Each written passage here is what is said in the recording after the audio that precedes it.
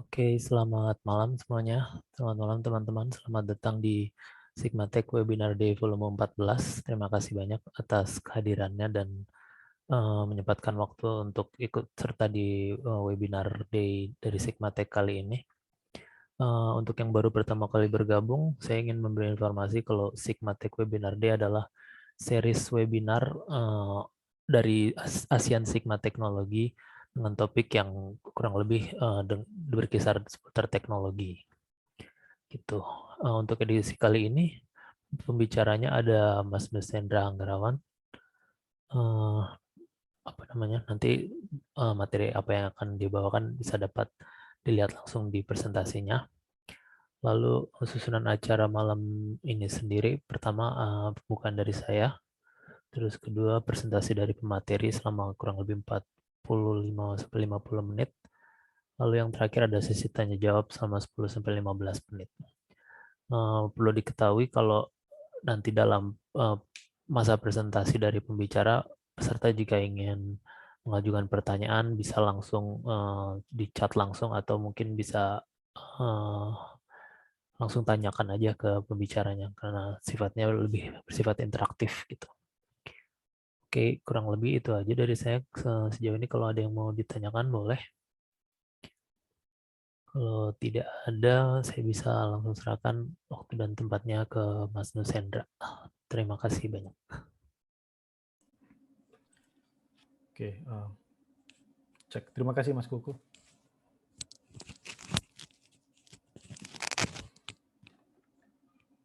Oke, jadi ini langsung aku mulai aja.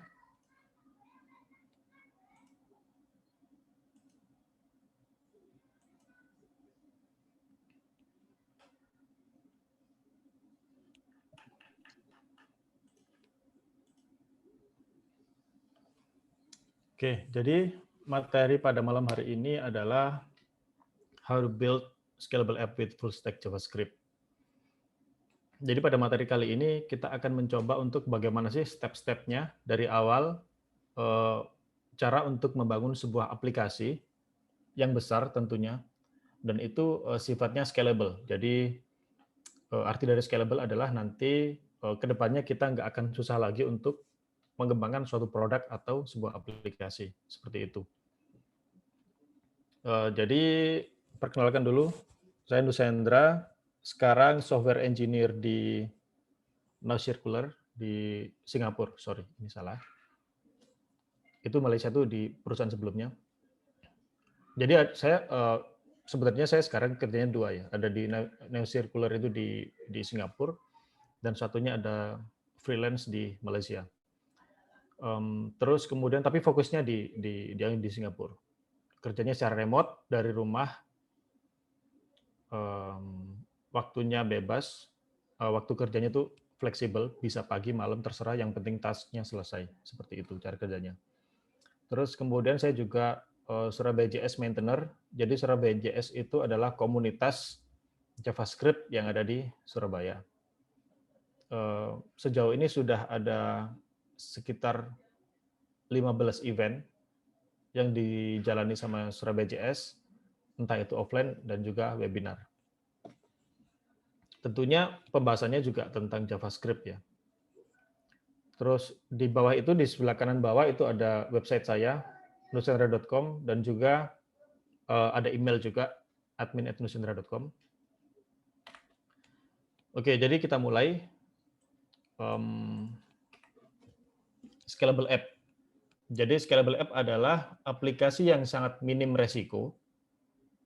Minim resiko karena kita bikinnya itu benar-benar diperhatikan ya secara perfect. Mulai dari sebelum pre-development, design, terus kemudian ada testing dan lain-lain, sehingga aplikasinya itu benar-benar bagus, jadi minim resiko, bug-nya juga mungkin beberapa persen aja. Terus kemudian scalable app juga mudah di-maintain, yang mana kalau misalkan ada bugs atau ada kendala apapun, itu bisa di-maintain dengan mudah. Terus kemudian dan juga mudah untuk dikembangkan. Seperti itu. Jadi scalability itu ada di 3 dimensi. Yang pertama adalah scalability secara horizontal, yang mana horizontal ya. Di sini kita akan berbicara tentang server dulu.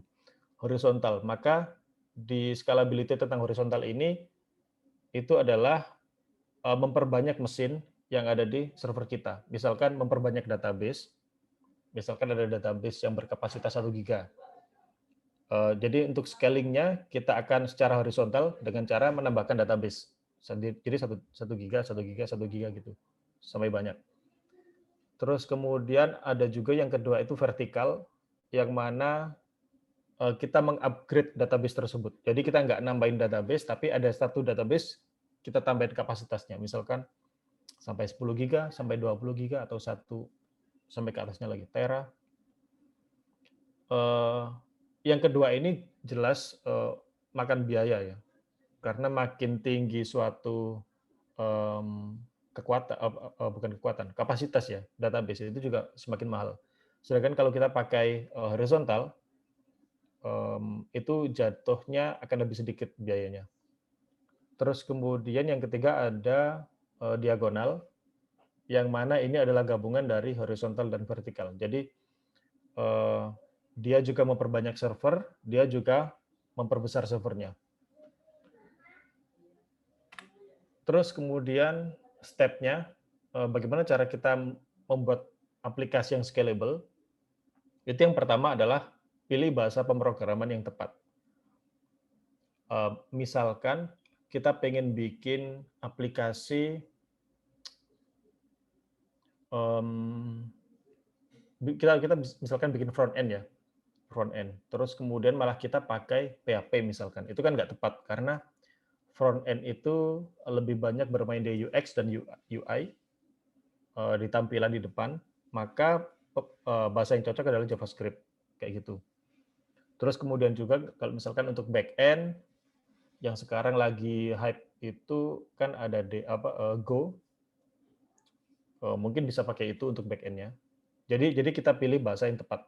Jadi sebelum kita masuk di tahap development, kita harus pilih dulu bahasa mana yang proven dan juga tepat. Kayak misalkan kalau kita berkaca di perusahaan besar, kayak misalkan Tokopedia, Shopee, dan lain-lain, itu servernya atau bahasanya itu mereka pakai bahasa Go, kayak gitu-gitu, Go, terus kemudian ada Node.js. Jadi kalau kayak misalkan PHP, itu mungkin cocoknya untuk di level mid ke bawah ya. Kalau udah ke atas biasanya mereka pakainya Go atau Node.js, Python, kayak gitu. Jadi bahasa pemrogramannya juga harus tepat. Kemudian database juga harus tepat. Apakah data kita nanti akan relasional? Kalau memang relasional butuhnya, kita bisa pakai Postgre atau MySQL. Tapi kalau misalkan kayak kasusnya microservice dan lain-lain, kita bisa pakai NoSQL, Mongo, terus Cassandra, kayak gitu-gitu. Kemudian deployment-nya juga, servernya. Apakah kita mau taruh di AWS atau di Google Cloud, kayak gitu. Apakah kita mau pakai yang, kalau misalkan di Google itu pakai Compute Engine, pakai VM, atau kita bisa pakai fitur Cloud Run, kayak gitu-gitu, dan lain-lain. Jadi servernya juga harus dipilih dengan tepat. Kemudian arsitektur, bagaimana cara kita merancang aplikasinya biar nggak nge-repeat ourselves. Jadi kan ada jargon don't repeat yourself ya. Terus kemudian juga penyusunan folder-foldernya harus tepat, use case-nya harus tepat, di mana kita taruh controller, di mana kita taruh service, di mana kita taruh data source, dan lain-lain. Oke, jadi 4 ini yang dasar. Kemudian yang pertama ini ada single point of failure. Ini jika terjadi kesalahan atau bug di suatu bagian, kemudian seluruh aplikasi tidak bisa dijalankan atau crash. Ini yang disebut dengan single point of failure. Kayak misalkan gini, kalau misalkan kita pakai paling rame itu kan PHP ya, paling gampang kita buat contoh. Misalkan Laravel atau apa itu.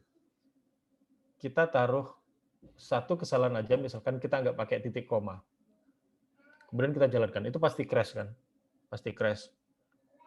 Nah itu kalau misalkan kita aplikasinya monolith, nggak microservice. Jadi semua aplikasi, semua ada front end dan juga logic-logicnya itu ditaruh di satu project, kemudian ada kesalahan tersebut, maka seluruh aplikasinya akan crash. Jadi kita nggak bisa akses. Website-nya nggak bisa diakses, kita pakai fitur get product nggak bisa, kita order nggak bisa, dan lain-lain. Hanya karena satu kesalahan aja. Misalkan nggak ada titik koma, kayak gitu. Nah ini yang bahaya ya, kalau misalkan kita bikin suatu scalable app, tapi kita masih nggak memperhatikan hal sepele seperti ini, single point of failure. Terus di sini ada manfaat dari kalau misalkan aplikasi kita scalable. Yang pertama jelas mudah di-maintain, lebih mudah menangani error dan bugs.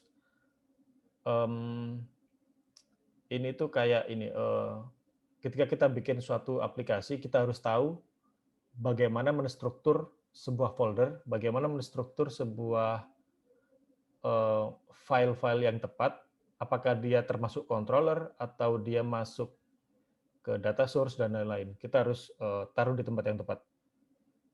Jadi ketika ada bugs dan ada yang lain ada kendala yang lain, kita bisa tahu langsung, oh ini tempatnya di modul di sebelah ini, atau dia di modul di sebelah sana, kayak gitu. Terus mudah untuk meningkatkan suatu fitur, maksudnya adalah ketika kita bikin suatu fitur kayak misalkan get product misalkan. Get product kita tahu bahwa oke, file get product ini kita ambil datanya dari sini, dari sini, dari sini gitu ya. Terus ketika ada suatu kendala seperti itu, kita bisa tahu bahwa oh ini tuh penyebabnya ada di sini nih.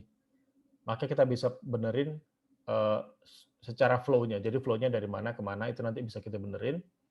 Kemudian karena flow-nya itu jelas, kita bisa dengan mudah meningkatkan fiturnya. Misalkan ditambahin fitur get product, filter apa gitu. Terus di-filter berdasarkan search atau apa gitulah. Kayak gitu. Kemudian mudah juga dalam upgrade kualitas server. Kayak misalkan kalau kita pakai fitur serverless di AWS atau di Google, itu kan kalau misalkan kita sudah kepenuhan di servernya, kita bisa upgrade secara otomatis kan. Nah, itu salah satunya. Dibanding kalau kita pakai VM sendiri, virtual machine, kalau ada kendala itu juga akan repot. Kita harus upgrade sendiri. Oke, itu di awal. Sekarang kita akan membatasi cakupan presentasi kita hari ini. Kita akan mengerucutkan pembahasannya dalam bahasa JavaScript aja. Karena kalau kita pakai di luar, misalkan di Go atau Python, itu nanti pembahasannya akan kemana-mana. Biar jadi satu aja. Tapi nanti kemungkinan pembahasan kita kali ini akan lebih condong ke general ya. Nggak terbatas pada JavaScript. Tapi contohnya bakal pakai JavaScript. Karena JS juga bahasanya universal. Bisa back-end bisa, front-end juga bisa, mobile bisa, apalagi semuanya bisa pakai JS. Itulah kenapa kita batasi pembahasannya pada JS aja, karena kalau misalkan kita masukkan Go atau Python, tapi nanti pembahasan di front end gimana? Karena front end kan JS kan, kayak gitu. Oke, yang pertama ada monolith versus microservice. Jadi monolith itu aplikasi yang dibuat hanya di satu project aja. Misalkan kita di GitHub project-nya aplikasi kasir gitu misalkan. Jadi di satu project itu aja. Front end-nya ditaruh di situ, back end-nya ditaruh di situ, terus kemudian logic-nya juga di situ. Jadi semuanya jadi satu project. Itu nanti yang kenapa kalau misalkan ada satu, kemungkinan besar kalau misalkan ada satu part yang error, itu akan berdampak ke keseluruhan. Itu monolith. Kecuali kalau kita pakai modul ya, kita pisah-pisahkan lagi, tapi tetap itu berada di satu monolith. Sebenarnya itu untuk aplikasi yang mid ke bawah ya. Kalau misalkan mid ke atas, pakai monolith itu udah bisa, tapi sangat-sangat susah untuk di-maintain nantinya, karena terlalu besar kan. Dan kita menganut separation of concern, kita pisahkan part-part dari aplikasi itu sesuai dengan tempatnya. Kalau pakai monolith, semuanya dijadikan satu project. Nah, itu kalau ada bugs atau mau maintain apapun, itu biasanya kalau aplikasinya besar, itu pasti susah. Versus microservice. Jadi microservice itu adalah banyak service yang kita pisah-pisah menjadi beberapa bagian. Jadi misalkan ada product service yang menangani produk, ada order service yang menangani order, kayak gitu. Jadi kalau misalkan ada problem di produk, ada bugs di produk, maka yang crash aplikasinya cuma aplikasi produk aja. Sedangkan untuk order, untuk front end, user service, dan lain-lain itu nggak akan berdampak. Jadi ini lebih ke kayak diisolasi gitu service-nya.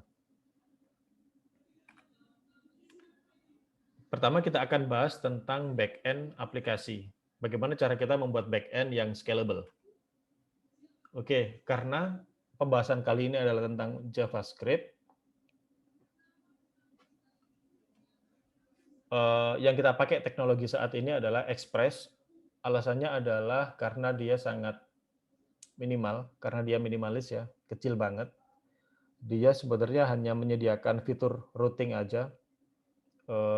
Kemudian kita bisa menstruktur aplikasi sesuai dengan bisnis proses kita. Kalau kita pakai aplikasi yang kalau kita pakai framework yang opinionated, kayak misalkan Nest.js atau Adonis, itu kan kita kayak disetir gitu ya. Kita sudah sudah disediakan folder-foldernya, harusnya kayak gini gitu. Jadi nggak ada kebebasan. Kalau kita pakai Express itu bisa bebas, bisa disesuaikan dengan flow dari perusahaan kita atau aplikasi kita. Kemudian ada TypeScript, ini yang saya sangat sarankan karena bisa mengurangi, nggak tahu, saya baca-baca bisa mengurangi sampai 40% bugs. Karena function yang kita buat, variabel yang kita buat, semuanya jelas type-nya. Dan juga ketika ada error, dia akan memberitahu kita bahwa ada error sebelum kita naikkan ke production. Jadi errornya itu kelihatan ketika di proses development. Kalau nggak pakai TypeScript, misalkan pakai JavaScript biasa, itu errornya bakal kelihatan ketika kita mau nge-push ke GitHub, kalau misalkan ada Husky kayak gitu, atau ketika kita naikkan ke production. Jadi ada user yang ngetes ternyata error, nah itu baru ketahuan. Kalau di TypeScript, ketika development, itu sudah bisa ketahuan. Jadi lebih aman. Kemudian ada GraphQL, ini fungsinya adalah, kayak misalkan kalau kita pakai front end gitu ya, kita pengen nge-get data products misalkan. Itu kan dari back end dia ngirimnya ada banyak kan, ada ID, nama, ada price, terus kemudian ada kategorinya apa, dan lain-lain. Dan sebenarnya data-data tersebut tidak kita gunakan di klien atau di front end. Nah, dengan adanya GraphQL, kita bisa minta misalkan, oke, saya sebagai klien, saya pengen minta data get product itu yang muncul cuman nama dan price-nya aja. Yang lain saya nggak butuh. Maka nanti ketika kita panggil dari melalui GraphQL, nanti back-end-nya akan ngasih kita field yang hanya yang kita mau. Misalkan product name dan juga price, itu aja. Jadi dari segi development juga nanti lebih memudahkan si klien. Terus kemudian NoSQL, ini bebas ya, sebenarnya bisa pakai yang MySQL juga, pakai yang relasional, RDBMS. Nah, alasannya pakai NoSQL karena kita pisah-pisah service-nya. Jadi per service kita pisah, misalkan ada product service, ada user service, dan lain-lain. Jadi karena NoSQL itu pembacaannya juga lebih cepat, jadi kenapa nggak kita pakai NoSQL aja? Karena memang nggak butuh relasi kan. Kayak gitu alasannya. Terus kemudian ini ada tips susunan folder pada aplikasi di backend. Misalkan ada folder, di sini ada folder APIs. Nah, ini yang nanti akan saya jelaskan ketika kita beranjak di pembahasan monorepo. Terus kemudian ada data sources. Ini adalah tempat untuk file untuk memanggil API. Misalkan di data source ini kita ambil API Shopify misalkan, atau SaaS SaaS platform kayak misalkan Chargebee dan lain-lain. Kemudian ada controllers, ini adalah file-file tempat controller yang mana dia sebagai pintunya aja. Jadi kan pertama request masuk kan dari routes kan. Dari routes nanti larinya akan ke controller. Dari controller ini nanti kita akan lanjut ke pengolahan datanya di services. Setelah logiknya sudah dapat, datanya sudah ready, kita akan kembalikan ke controllers dan kemudian dilempar lagi ke root. Nanti klien akan menerima dari root ini. Terus kemudian di sini ada utils, yang mana ini nanti berisi file-file untuk utility, kayak misalkan convert mata uang, atau nge-convert dari angka integer ke float misalkan, kayak gitu-gitu. Terus config ini adalah sisanya, misalkan kayak config database, atau config dan lain-lain. Bisa pakai config. Jadi config dan utils ini sebenarnya tambahan, cuman core-nya atau yang wajib ada itu ada di data source, controllers, service, dan routes, kayak ini. Terus kemudian sekarang kita akan berbicara tentang microservice. Di sini misalkan ada service product, ada email, logistik, order, dan user. Jadi di masing-masing fitur itu bakal dipisah. Dan ada database-nya sendiri. Jadi kalau misalkan yang saya bilang tadi, misalkan ada error atau ada bugs di produk, maka service yang lain nggak akan terdampak. Masih bisa jalan. Jadi user itu masih bisa login, masih bisa ngakses data order, masih bisa ngelihat data logistik, dan lain-lain. Tapi dia nggak bisa ngakses produk karena produknya error. Itu lebih baik daripada kalau ada satu part yang error, semuanya rusak. Kalau misalkan kita pakai monolith tadi. Malah lebih buruk kan, kita nggak bisa akses, kita nggak bisa login, nggak bisa akses data order, nggak bisa akses data logistik, kayak gitu. Oke, microservice. Jadi kita juga kelebihannya kita bisa dipisah-pisah lagi kan. Kalau misalkan kita mau nge-build fitur get product misalkan, dengan mudah kita bisa langsung aja masuk ke project product service. Dan juga karena ini sudah dipisah-pisah, jadi di dalam product service ini codingannya juga jauh lebih sedikit. Dia nggak ada hal-hal yang berhubungan dengan user, dia nggak ada hal yang berhubungan dengan order, logistik, dan lain-lain. Dia memang fokus ke produk. Jadi ketika kita pengen memaintain fitur produk, ya udah di produk itu aja. Itu lebih mudah. Jadi lebih tahu bagaimana cara kita mengembangkan service ini, gitu. Misalkan ada kesalahan di produk juga lebih enak kan. Ya udah langsung ke produk aja, nggak perlu ngelihat yang lain. Kayak gitu. Terus ini mungkin yang nggak terlalu familiar dengan teman-teman, ada yang namanya back end for front end. Jadi di sebelah kanan ini ada microservice yang tadi ya. Nah, fungsinya back end for front end ini adalah BFF ini.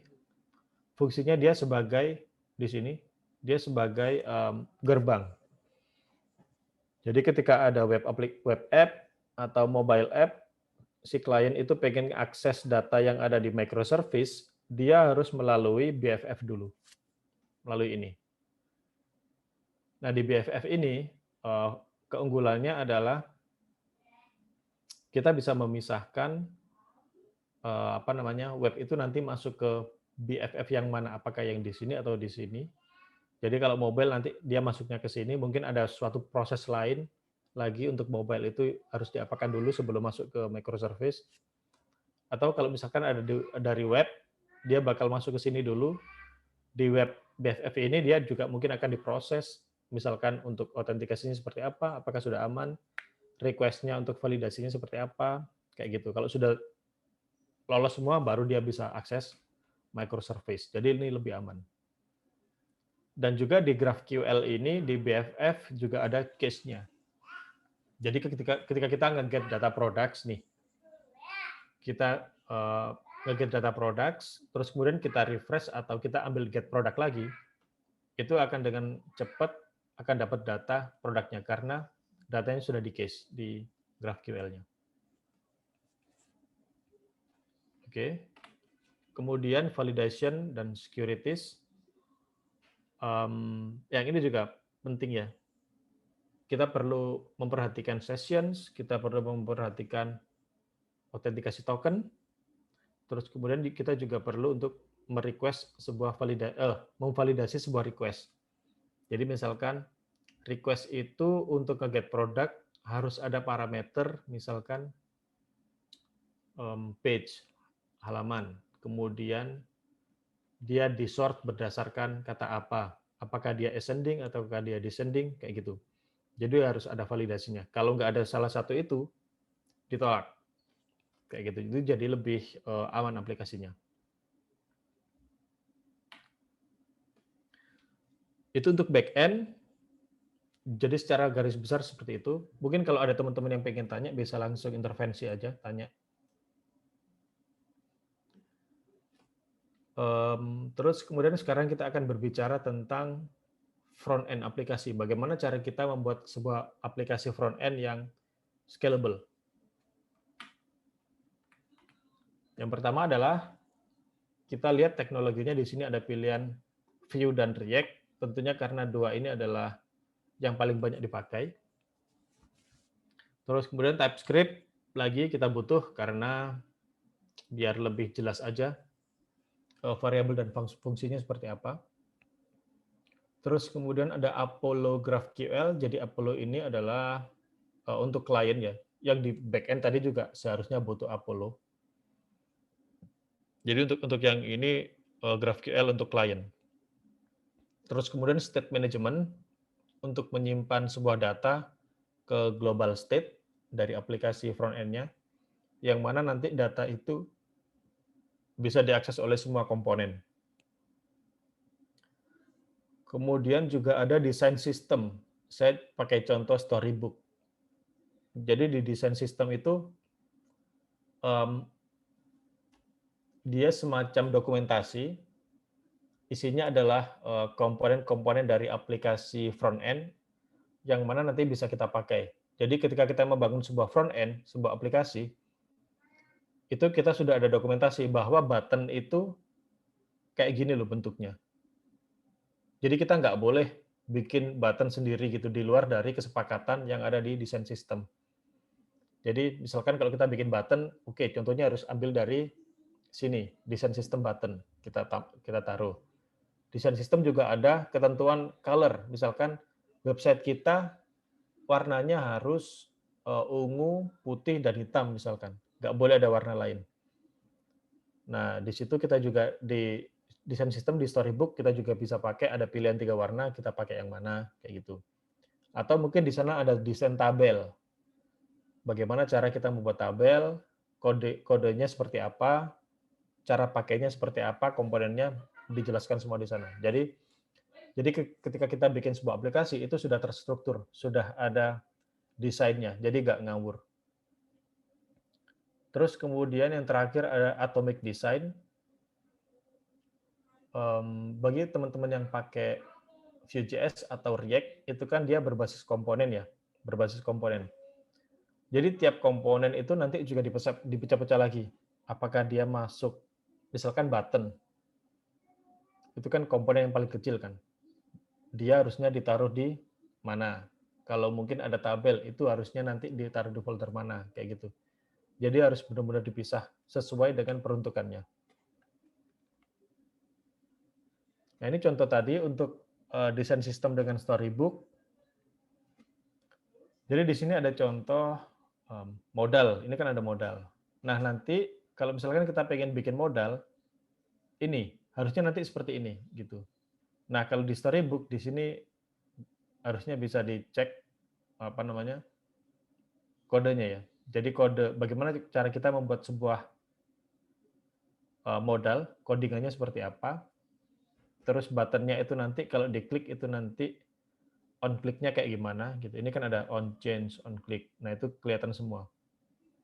Jadi kita benar-benar ketika bikin sebuah aplikasi itu sudah ada dokumentasinya, jadi nggak ngawur lagi. Udah ada tuntunannya gitu.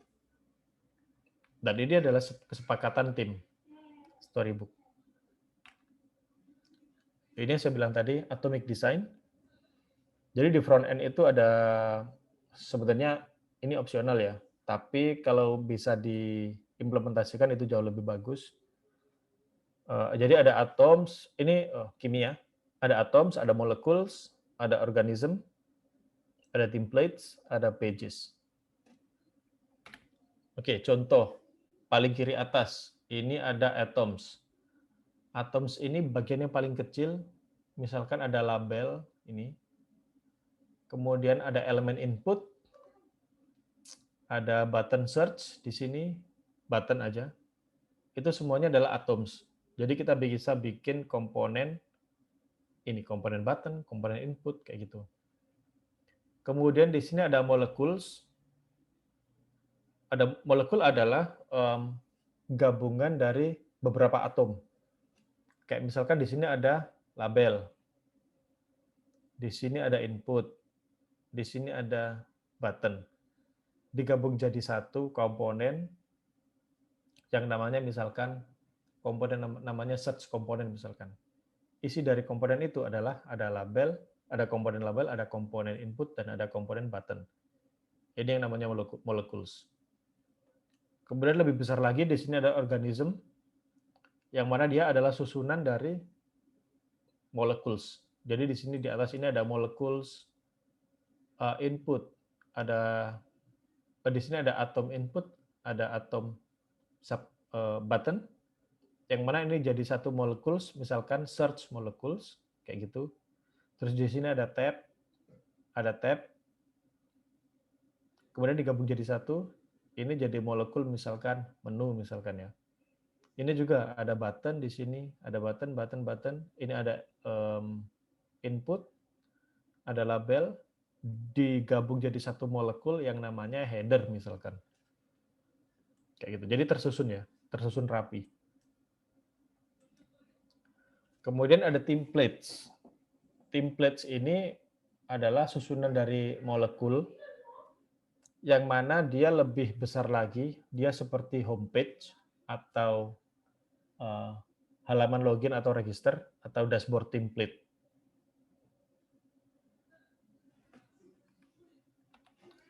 Kemudian ada pages. Pages ini di bawahnya layout. Jadi misalkan ada jadi templates itu adalah susunan dari pages.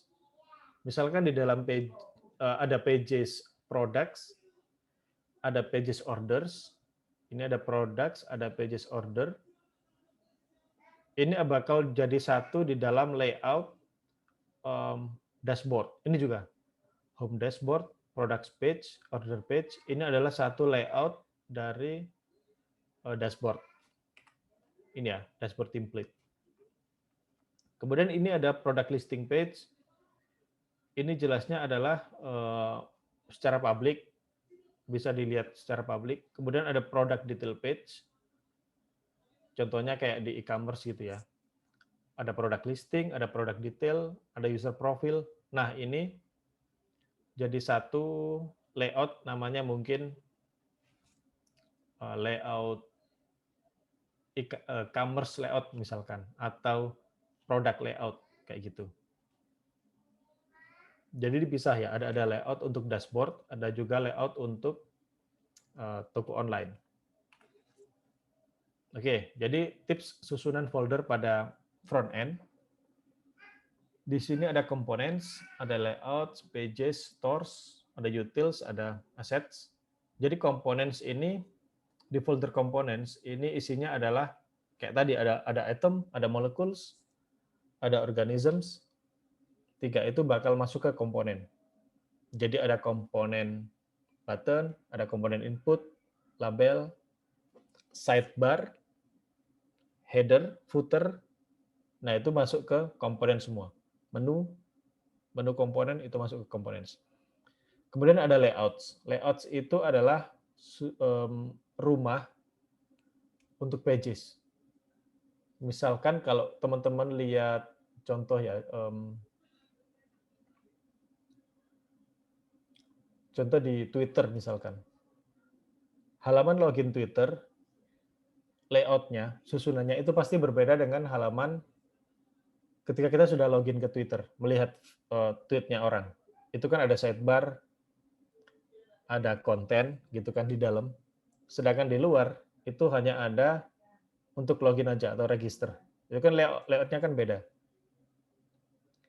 Sedangkan kalau kita di dalam sudah login gitu, ketika kita masuk ke komentar di tweet, itu kan sidebar-nya tetap kan.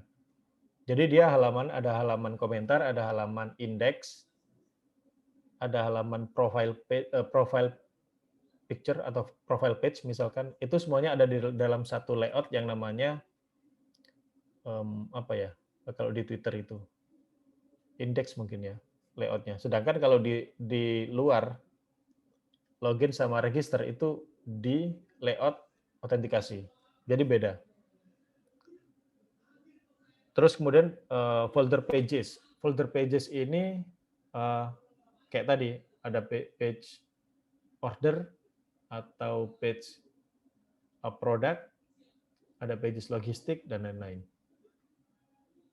Stores ini untuk state management. Misalkan Redux kalau pakai React atau Vuex kalau pakai Vue. Kemudian utils ini adalah isinya kayak tadi ya sama apa namanya? Misalkan kita pengen nge-convert mata uang rupiah ke dolar misalkan, itu nanti taruh di utils. Fungsinya taruh di sini. Kemudian untuk assets ini isinya adalah static file kayak image, atau mungkin kalau kita pengen taruh CSS itu nanti taruhnya di assets. Oke, sekarang kita masuk ke best practice.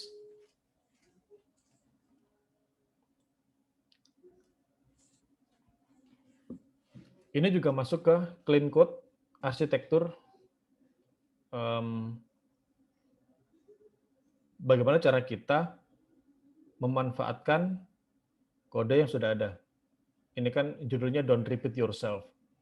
Jadi misalkan kita punya fitur order dan product. Misalkan di sini ada get order dan get product. Nah, di sini kita ketika sebelum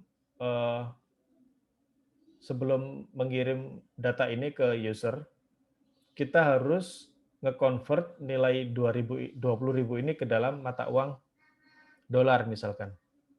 Nah, kalau kita nggak pakai file ini, currency.ts, kita harus memasukkan fungsi ini ke masing-masing file.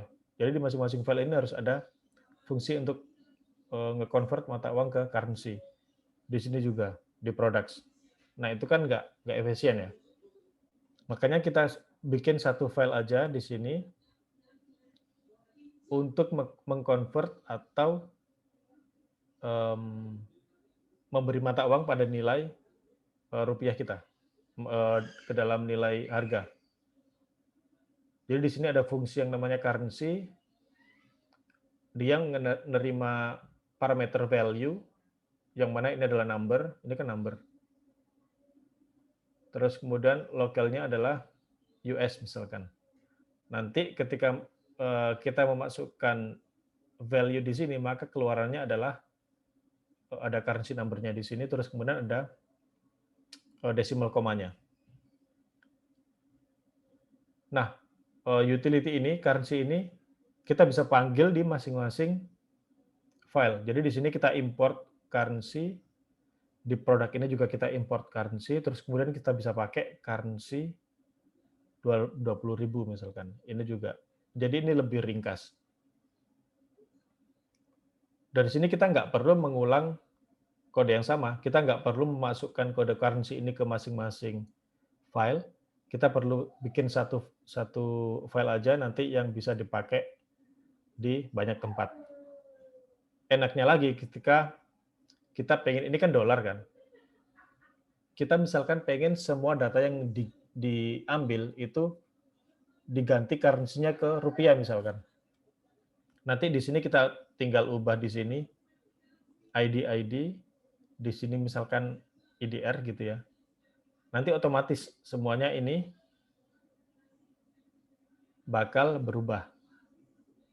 Bayangkan kalau kita nggak pakai cara seperti ini. Kita masukkan fungsi currency ini di masing-masing file. Ketika ada perubahan, kita harus cari nih file mana yang pakai currency nih, diedit satu-satu gitu. Nggak efektif kan? Makanya kita perlu taruh di satu tempat yang mana bisa dipanggil ke semua tempat. Kalau ada error atau apa, atau ada upgrade, kita tinggal ubah yang di sini aja. Nanti di lain tempat bakal otomatis ke update. Gitu. Terus kemudian clean arsitektur, ini juga sangat penting. Ini tempatnya di back end ya. Di sini ada entities, ada use case, kemudian ada controller, gateway, presenters, dan ada device di atas di luar. Jadi bayangin aja di luar ini adalah device, ada web, UI, mungkin mobile app. Ketika dia pengen mengakses suatu service atau aplikasi back-end, dia harus melalui controllers misal. Sebelum controller mungkin bisa pakai routes, boleh. Pakai controllers. Jadi controllers ini hanya untuk menerima request. Kalau ibaratnya di restoran itu dia kayak apa namanya? Yang ngantar-ngantarin itu apa sih, lupa saya namanya. Itulah. Misalkan Pak saya pesen nasi goreng misal. Ini uangnya, ini menunya. Nanti orang itu nganterin ke dapur. Itu fungsi dari controllers. Dia ke dapur, bilang, ini mau dibuatin nasi goreng misalkan, buatin. Nah, orang yang di dapur, kokinya, itu masuk ke use case ini. Jadi di use case ini, logiknya bakal bermain, bagaimana cara dia bikin nasi goreng, dan lain-lain, itu bakal ada di use case. Atau di service ya, file service, kalau kita pakai di backend. Entities ini lebih ke database. Misalkan ada product entity, ada order entity, yang mana dia fungsinya adalah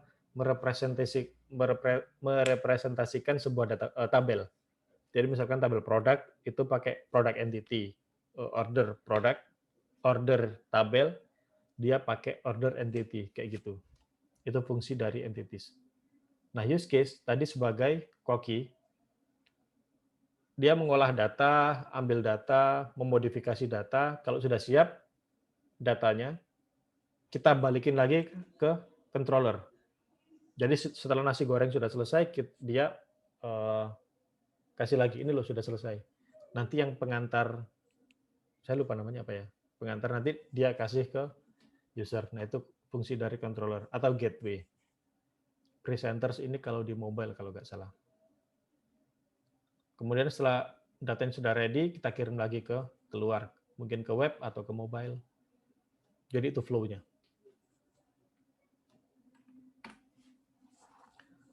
Kemudian di sini ada design patterns. Ini juga penting.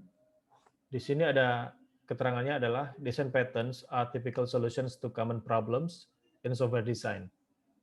Jadi sebenarnya di dunia ini semua masalah atau semua logic itu sudah ada design pattern-nya. Jadi bagaimana cara kita membuat objek, itu ada pattern-nya sendiri. Bagaimana cara kita memodifikasi suatu respons dari dua platform yang berbeda, yang nantinya ketika kita ingin menampilkan ke user, itu datanya sama. Nah, di tengah-tengah itu ada desain pattern yang berfungsi untuk menerjemahkan dari masing-masing platform untuk distandarisasi. Nah, contohnya kayak gitu, itu desain patterns. Ini sangat jarang sekali dipakai karena memang setiap desain pattern itu memang agak rumit, jadi perlu apa namanya, perlu pendalaman lagi untuk desain pattern.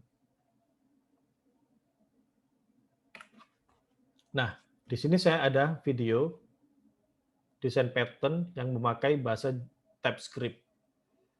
Di sini ada factory method, bagaimana cara kita membuat objek, kemudian ada abstract factory, ada builder, bagaimana cara kita membuat objek dengan eh, dengan banyak parameter, terus kemudian ada prototype, singleton untuk database, ada adapter untuk menstandarisasi dari setiap bentuk dari data, ada bridge, composite, dan lain-lain. Masih banyak. Kalau nggak salah ada 18 video.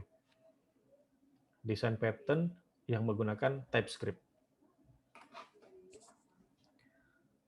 Kemudian, don't reinvent the wheel, just improve it.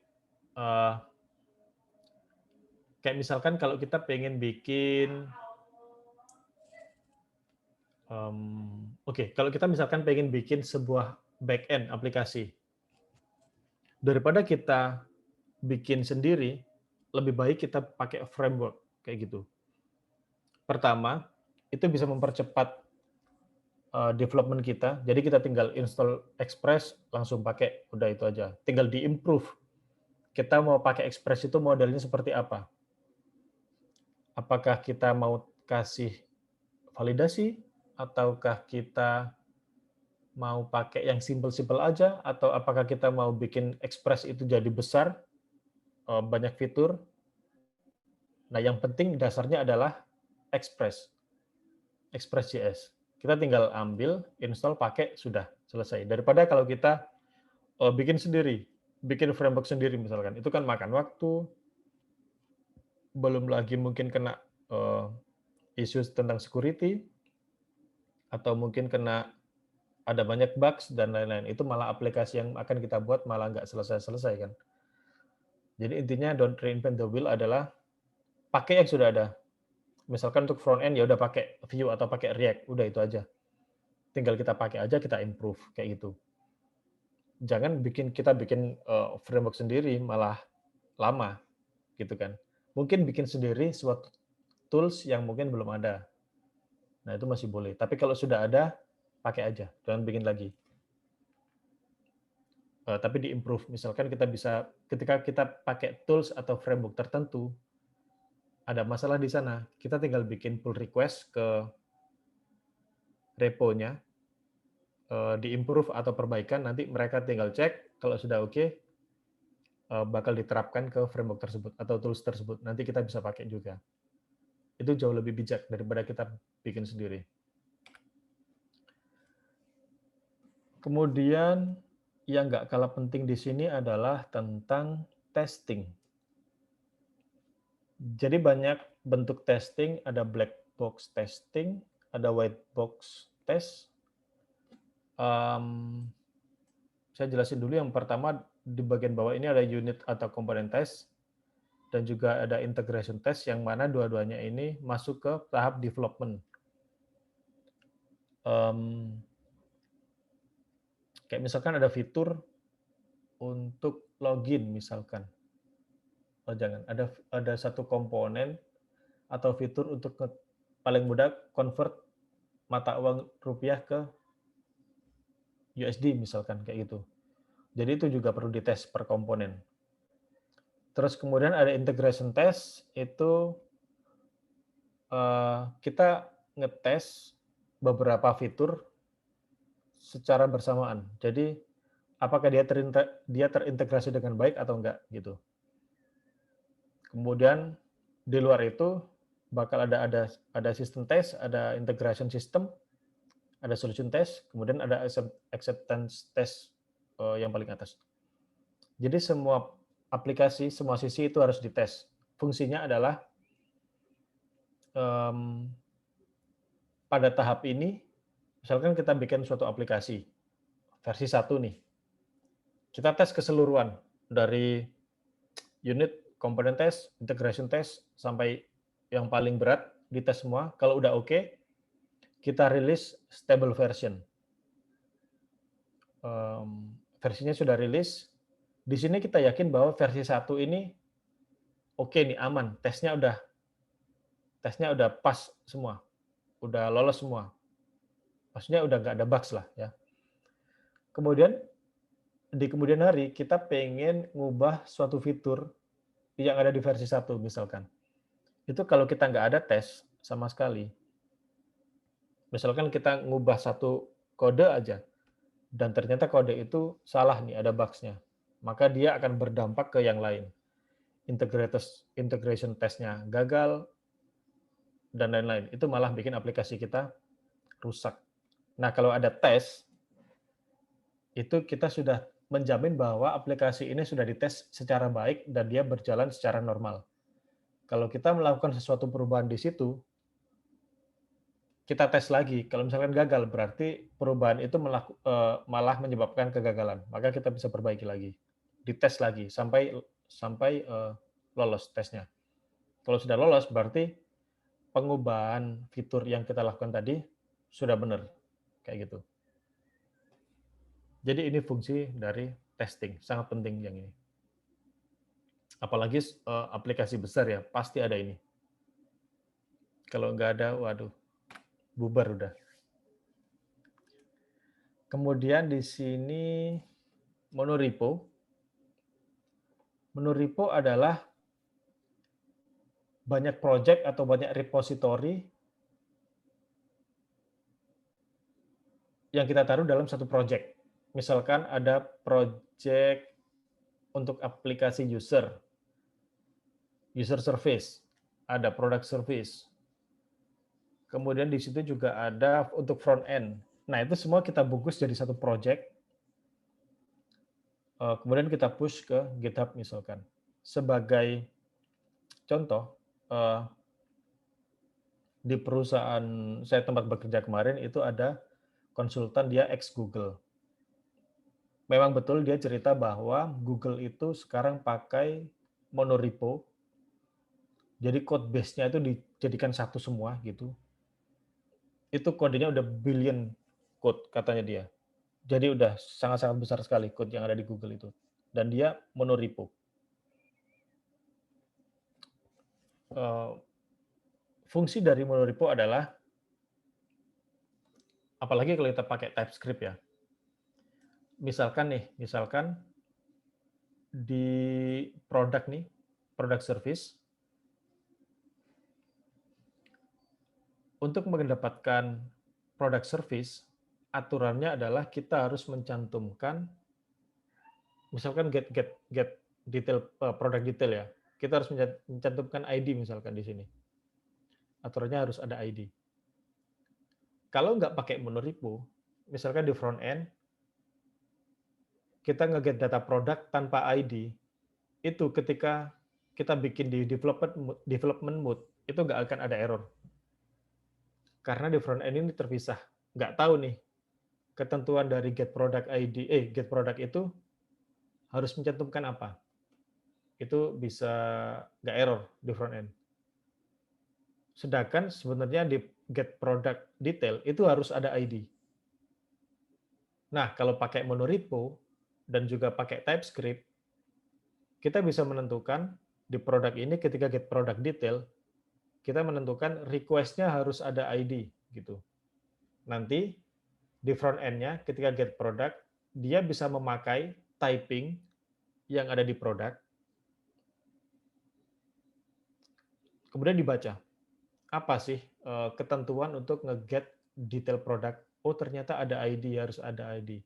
Kalau nggak ada ID, bakal error. Nah, di sini, di front end ini, ketika development mode, dia nggak ada ID-nya, maka error. Jadi itu fungsi dari monorepo. Jadi jelas, di satu part dengan part yang lain, itu dia bisa klop. Kalau misalkan kamu minta data apa, kamu harus menyediakan parameter apa, kayak gitu. Di sini juga, kalau saya mau mendapatkan data ini, nanti ekspektasi dari return datanya itu apa. Jadi semuanya jelas. Terus kemudian di sini juga ada shared utils, yang mana ini adalah utilitas yang bisa di-share ke masing-masing service atau di front end dan lain-lain kita bisa pakai. Jadi nggak perlu, misalkan kayak tadi contohnya adalah convert mata uang rupiah ke USD gitu. Semuanya butuh kan di product service butuh, di order service butuh, terus di front end juga butuh. Misalkan data kembalian dari service itu masih angka biasa, dia kan masih butuh untuk nge-convert kan. Nah, kalau pakai monorepo, kita bisa share utilitas tadi di satu project di sini. Kemudian di produk ini kita bisa pakai, di order bisa pakai, di front end bisa pakai. Jadi kita perlu menulis satu fungsi, itu bisa dipakai di tempat yang lain. Kalau misalkan ada perubahan, kita tinggal mengubah di sini aja, semuanya bakal berubah. Maintenance jadi lebih cepat, dan kita kalau ada bugs jauh lebih cepat fixingnya. Kita tahu tempatnya di mana, gitu. Ini jadi monorepo ini saya sangat-sangat sarankan sih kalau pakai scalable app, biar integrasi antar semua service front end ini jadi jelas. Kayak gitu. Saya akhiri, terima kasih. Saya Nusandra, saya kembalikan ke Mas Kuku. Silakan kalau ada pertanyaan, monggo. Bisa tanya tentang apa aja. Oke, terima kasih banyak Mas Nusendra atas penjelasannya dan presentasi dari tadi mengenai materinya.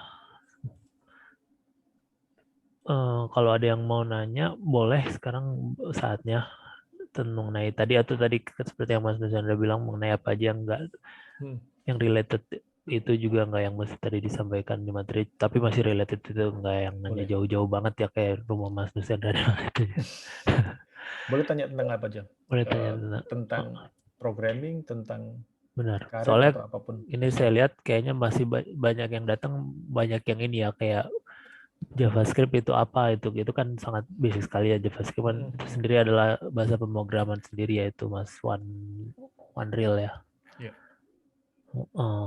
Terus mungkin ini kan banyak yang ini sih, mungkin karena banyak yang baru tahu juga nih Sigmatech dan mungkin banyak yang ikut juga karena tertarik, mungkin ada yang pengen nanti dia mau fokus di full stack developer juga mungkin karena lihat dari Mas Nusendra. Mungkin saya bisa bantu wakilkan nanya juga nih dulu. Belum ada yang mau nanya, tetap ini loh dipersilakan ya. Biasanya soalnya suka malu-malu, jadi saya wakilkan dulu biasanya. Saya mau nanya nih mungkin kalau dari ini, misalnya di sini ada yang nanti ketika lulus atau nanti mau fokus ketika kerjanya itu mau jadi full stack developer itu apa yang harus dikuatin gitu, dan kalau apa day to day tasknya tuh seperti apa gitu kan. Tadi ketemu Nusendra enak ya, maksudnya relatif enak karena bisa ngerjainnya kapan aja selama tasknya itu beres. Makanya penasaran itu day to day tasknya tuh seperti apa dan apa yang harus dikuatin untuk menjadi seorang full stack developer, mungkin seperti itu Mas. Ya, jadi pertama adalah fundamental dari bahasa pemrograman itu. Kayak misalkan kalau kita di kuliah biasanya kalau IT kan diajarin C++ kan, C++, Java, kayak gitu-gitu. Padahal ketika kita masuk ke industri IT, bahasa itu udah jarang sekali dipakai gitu. Tapi kita sudah disuruh untuk belajar tentang fundamentalnya. Jadi ketika kita paham fundamental, misalkan bagaimana cara kita melakukan operasi penambahan, bagaimana cara kita memakai variabel, melakukan perulangan, kayak gitu.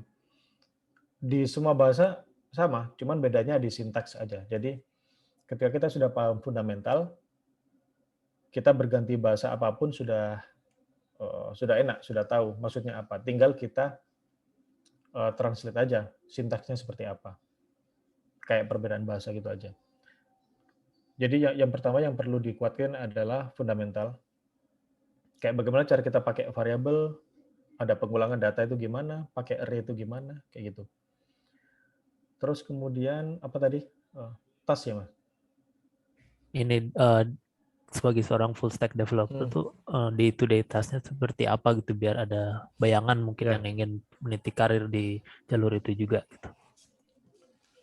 Full stack itu lebih ke sebenarnya kalau kita masuk ke industri IT itu kan ada back end, ada front end gitu kan. Back end itu dia yang nanganin tentang pengolahan data. Jadi dia di belakang. Kayak misalkan dia nge-handle fitur untuk bagaimana cara kita menampilkan nge-serve atau apa kata ininya ya. Bagaimana cara kita memberi respons data produk atau order dan lain-lain. Jadi terus kemudian kalau ada misalkan ada orang order gitu ya ke misalkan kalau kita kerja di e-commerce di back end itu harus gimana sih? Jadi dia lebih ke logiknya. Sedangkan kalau kita di front end itu kita lebih bermain di UI. Kayak misalkan kita bikin header dari sebuah website atau bikin sidebar di website kayak gitu. Kontennya isinya apa aja kayak gitu. Jadi dipisah antara back end dan front end. Kalau full stack itu dua-duanya. Jadi dia bisa front end, dia bisa juga back end kayak gitu. Itu full stack.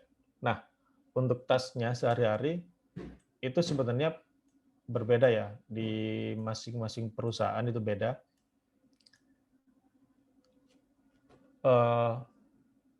Mungkin kalau yang kantoran mungkin bisa masuk jam 9, pulang jam 5 gitu.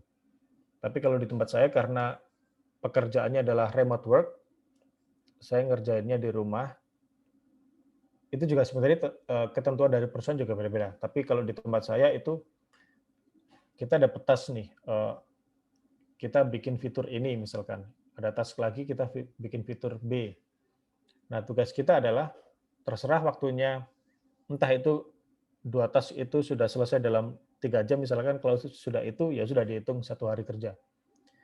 Waktunya juga bebas, kadang saya ngerjainnya juga kadang pagi, kadang siang, biasanya tidur, mungkin sore atau malam kayak gitu. Jadi yang penting task-nya selesai. Ada juga kantor yang menerapkan pakai time tracker. Jadi ketika jam 9 dia nyalain time tracker, kemudian nanti oleh kantor dipantau bahwa dia memang sedang bekerja sampai jam 5 sore. Itu sebenarnya kalau menurutku nggak enak sih, kayak dipantau terus aja gitu. Jadi kayak kerja di kantoran, cuman kita di rumah gitu aja kan. Nah itu beda-beda sih per kantor. Tapi kebetulan di tempatku memang fleksibel. Dia lebih ke hasil. Yang penting hasilnya oke, ya udah kayak gitu. Sih, oke. Jadi ini ya, kalau tadi yang dikuatkan untuk mau jadi full stack developer itu paling fundamentalnya juga ya, karena nanti akan mempengaruhi ke depannya mau bahasanya yang lebih advance juga basicnya udah kuat Betul, gitu ya Mas. betul. Dan yang kedua untuk mengenai apa namanya day to day-nya itu balik lagi tergantung ininya ya, tergantung urusan. Ininya sendiri kalau di Mas Nusendra sendiri itu apakah dia agile juga dalam arti per iterasi juga gitu ya Mas ya? Iya, betul. Ada agile-nya juga. Kayaknya most IT company sekarang yang nggak IT juga sih ya, cuman yang Iya, emang orang-orang IT-nya kalau dalam develop sesuatu pasti kayaknya memakai agile dengan beberapa kali sprint dalam setiap betul. development-nya gitu Betul. ya. Dalam seminggu harus sprint apa gitu. Benar-benar. Mm. Nah, ini kebetulan ada pertanyaan nih dari Mas Suhendar. Saya bacain ya, atau Boleh. Mas Nusendra kalau tidak keberatan mungkin boleh nanya.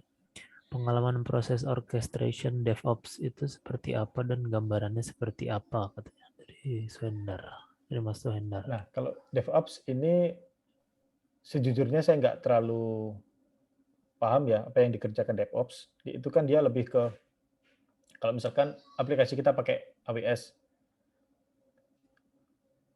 itu prosesnya itu tergantung lagi apakah dia pakai VM, pakai virtual machine atau sudah pakai serverless di AWS-nya. Itu beda lagi. Kalau misalkan pakai Google juga beda caranya. Nah, untuk orchestration-nya itu tergantung dari platform yang dipakai. Kayak gitu. Kalau misalkan kata pakai AWS, itu bagaimana cara kita mengatur image dari Docker-nya agar bisa dijalankan. Kemudian bagaimana cara dia juga nembak API atau mengakses database yang ada di AWS juga. Jadi prosesnya nggak pasti juga sih ini ya. Prosesnya juga berbeda tergantung dari platform. Kalau misalkan memang pakai VM, pakai virtual machine, itu bisa lebih mudah dijelaskan karena misalkan di DevOps-nya tinggal pakai Nginx misalkan untuk ngatur server, kemudian di aplikasinya tinggal nembak di database port berapa, kayak gitu aja. Kalau pakai VM, tapi kalau pakai yang serverless, nah ini tergantung dari platformnya lagi. Kalau pakai Google, saya setahunya kita upload Docker image ke Cloud Run, kemudian database-nya kita bisa pakai Firebase NoSQL, Firebase database. Kemudian untuk storage-nya, kalau misalkan kita pengen nge-backup database, kita bisa pakai Cloud Bucket, kayak gitu-gitu. Jadi beda-beda. Di AWS juga beda. Semoga menjawab. Ini memang abstrak sekali ya jawabannya. Iya, karena balik lagi itu based on platform, tergantung platformnya sendiri. Tergantung platform. Kira-kira begitu Mas Wendar. Kejawab pertanyaan. Iya, terima kasih Mas. Terima kasih kembali. Oke, ada lagi yang mau ditanyain mungkin?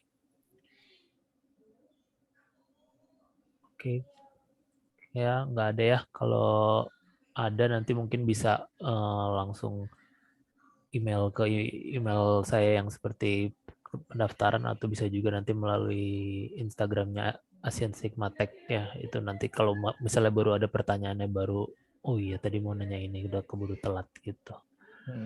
Oke, kalau gitu saya mungkin bisa tutup webinar kali ini. Demikian acara dari Sigma Tech Webinar Day volume 14 tanggal 21 April 2022 hari ini. Semoga bermanfaat dan bisa menambah ilmu dari teman-teman semua yang telah hadir. Untuk yang mau ikutan lagi bisa di bulan depan, itu di setiap akhir bulan biasanya, itu kalau bulan depan berarti tanggal 26 Mei 2022 itu di hari Kamis juga jam 7 malam juga gitu. Topiknya nanti akan diupdate lagi ada di situsnya Sigma striptech.co.id di sesi webinarnya, atau ada juga di Instagramnya @asiansigmatech gitu.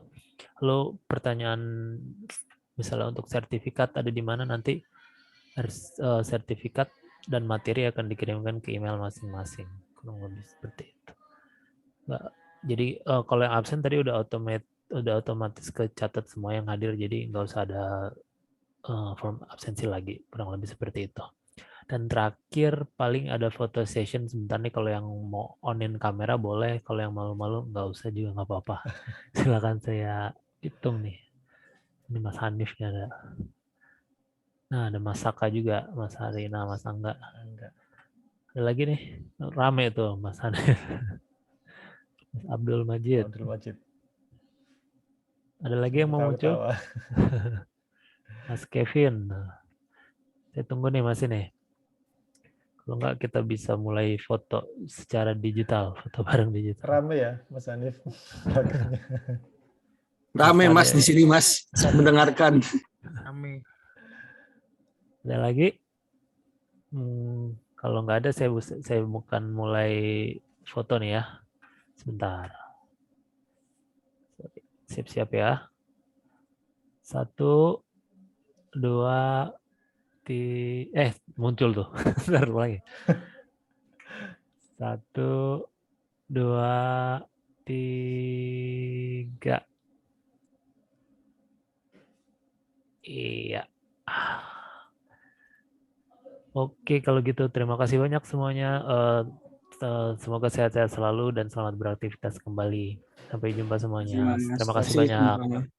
Terima kasih semua. Assalamualaikum. Waalaikumsalam.